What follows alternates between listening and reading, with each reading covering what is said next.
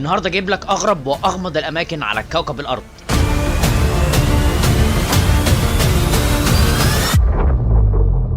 بوابة الجحيم في تركمانستان، وتحداك تقول تركمانستان 10 مرات ورا بعض. في الستينات كان في مهندسين بيدوروا على حقول بترول، وهم بيدوروا لقوا كهف تحت الارض، والكهف ده كان مليان بغازات سامة، الميثان بقى وغازات تانية. وعشان يخلصوا من الغازات دي فكروا فكرة انا مش عارف مين فيهم اللي فكر فيها، ولا عارف اصلا ازاي دول مهندسين. راح واحد فيهم رمى كبريت جوه الكهف، وبما ان جواه غازات فاكيد ولع. كل ده عادي. الغريب بقى ان لحد دلوقتي الكهف ده مولع من الستينات لحد دلوقتي. اوف لا ايه ده مولع؟ هو ايه الكشري؟ والتاني مكان معانا هو الاهرامات. على طول الاجانب بالذات بيقولوا ان من الحاجات الغريبة في الاهرامات ان الفضائيين اللي بانيينها، وده كلام غريب واكيد الكلام ده غلط. بس اللي متعرفوش بقى الاماكن بتاعت الاثار سواء اهرامات او معابد كلها تقريبا مسكونة من اشباح، والمفروض دي حاجة متفاجئكش، لان المفروض ان دي اصلا مقابر للفراعنة. وفي شهود من سكان الاماكن اللي فيها الاثار بيقولوا ان كل يوم بالليل في راجل هيئته زي الشبح كده، بيكون شفاف شوية وبيكون معاه 3 بنات صغيرين، وبيفضلوا يلفوا حوالين الاهرامات طول الليل. لحد هنا وده نوعا ما عادي. اللي مرعب بجد بقى ناس كتير من سكان نفس المناطق، في ناس منهم بتقول ان خوفو كان بيجي يخبط عليهم وبيديهم مهلة ان هم يعزلوا من المكان ده او هيخلص عليهم. وادي الملوك في مصر برضو المكان برضو طبيعي طالع عليه سمعة ان هو مسكون، وده طبيعي برضو لان وادي الملوك لو ما تعرفش عبارة عن مقبرة جماعية. والملوك زمان كان بالنسبة لهم وادي الملوك ده مكان بعيد عن الحرامية، لان معروف ايام الفراعنة كانوا بيدفنوا معاهم كنوزهم، فكانوا بيخافوا ان الحرامية يسرقوا الكنوز دي. فعشان كده اغلب الملوك مدفونة في الحتة دي، لان حتة كلها دهاليز ومش سهل ان انت تعرف مكان المقبرة. بس ما علينا، مش دي نقطتنا. النقطة بقى ان ناس برضو ساكنة في وادي الملوك بيقولوا ان هم شافوا فراعنة بيمشوا بجد بالليل. تخيل تبقى قاعد في امان الله كده بتشرب شاي في البلكونة وتلاقي فرعون معدي كده. السلام عليكم. ومش ده وبس، بيقعدوا كمان يسمعوا اصوات صريخ وخطوات رجلين. اكبر كهف في العالم. بتشوف اللقطات اللي في الكهوف اللي بتبقى في افلام الديناصورات؟ احب اقولك ان المشهد ده موجود في الحقيقة، والصورة اللي ظهرت قدامك اصلا من اول ما قلت اكبر كهف في العالم، الصورة دي بجد مش مرسومة او جرافيك او حاجة، ده الكهف فعلا من جوه. والكهف ده اسمه سوندونج وموجود في ماليزيا، والحقيقة مفيش عنه كلام كتير غير ان كأن في غابة فعلا تحت الارض، وزي افلام الديناصورات برضو كأن الكهف ده بوابة لعالم تاني.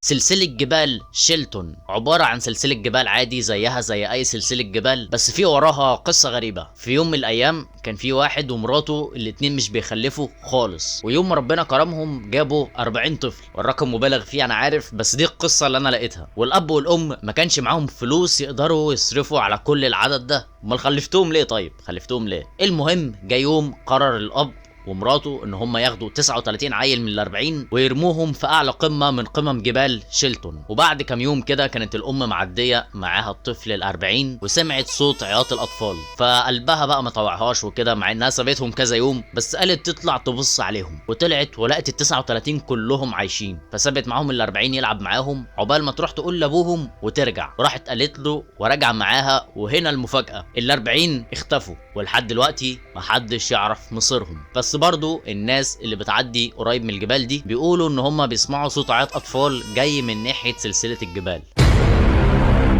قرية جاتينجا، وعلى عكس اي حتة في الهند زحمة، القرية دي فيها 2500 ساكن بس. الغريب بقى في القرية دي ان اللي هقوله لك دلوقتي بيحصل هناك بقاله قرون، ان على طول في شهر 9 وشهر 10 الطيور بتروح هناك تنتحر في مكان معين مهما كان نوع الطائر ومهما كان سنه، ومحدش عارف السبب بالظبط. طبعا هتفكر ان ممكن الطيور دي عجوزة وخلاص مش عارفة تعمل حاجة في حياتها فبتروح تنتحر، بس الحقيقة كان اعمارهم مختلفة، في طيور صغيرة وطيور كبيرة، ولحد دلوقتي محدش يعرف السر، ولحد دلوقتي الموضوع ده بيحصل لسه.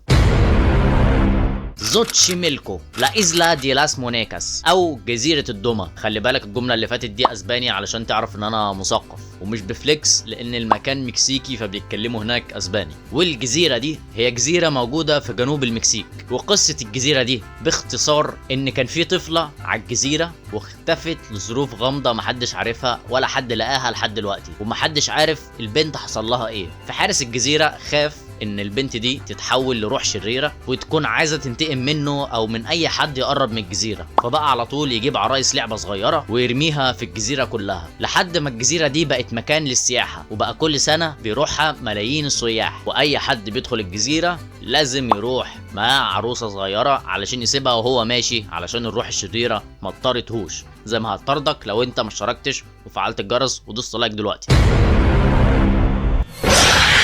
مثلث برمودا، واكيد انت عارف كل حاجه بتحصل هناك. مفيش حد على اليوتيوب ما حلبش مثلث برمودا. مراكب بتختفي، طيارات بتختفي، حاجات غريبه بتحصل هناك، واللي يقول لك الشيطان ساكن هناك، وكل اللي في نفسه حاجه بيقولها. فانت لو بتسمع للحاجات دي احب اقول لك ان انت مش عارف اي حاجه. عدد المراكب اللي بتغرق او بتختفي في البحر عموما اكتر من اللي اختفوا او غرقوا في مثلث برمودا. واللي ما تعرفوش برضو ان على طول وبشكل يومي في مراكب كل يوم بتعدي من هناك ومش بيحصل لهم اي حاجه وبيعدوا عادي. استغلوك عشان يجيبوا مشاهدات. خلينا انا بقى اجيب مشاهدات بقى انا كمان بقى.